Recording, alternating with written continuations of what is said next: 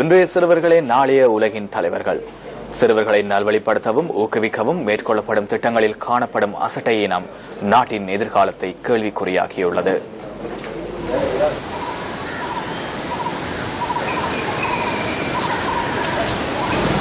கிளிநொச்சி முட்கம்பன் பிரதேசத்தின் சிறுவர் பூங்காவே இது.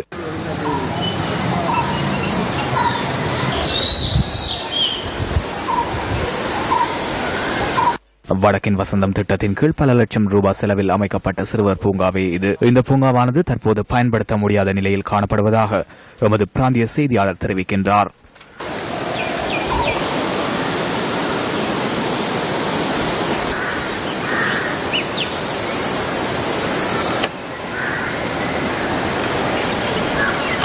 பூங்கா திறந்து வைக்கப்பட்டு சிறிது காலம் சென்ற பிறகு மரங்கள் முறிந்து வீழ்ந்து காணப்படுவதுடன் அழகிய பூங்கா தற்போது பற்றை காடாக காட்சியளிப்பதாக பிரதேச மக்கள் தெரிவிக்கின்றனர்.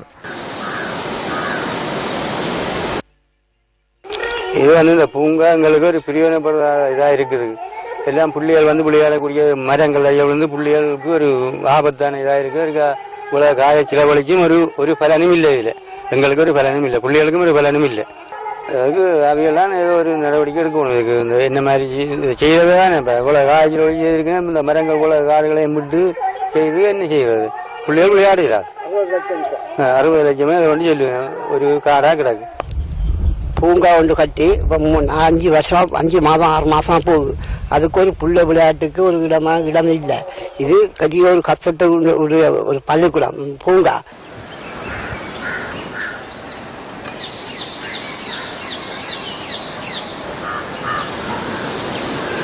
பாரிய நிதி செலவில் செய்யப்படும் அபிவிருத்திகள் எவ்வித கவனிப்பாரற்றும் இருப்பது நாட்டின் எதிர்காலத்தினை பாரிய சவாலாக இருக்கின்றது என்கின்றனர் பொதுமக்கள்.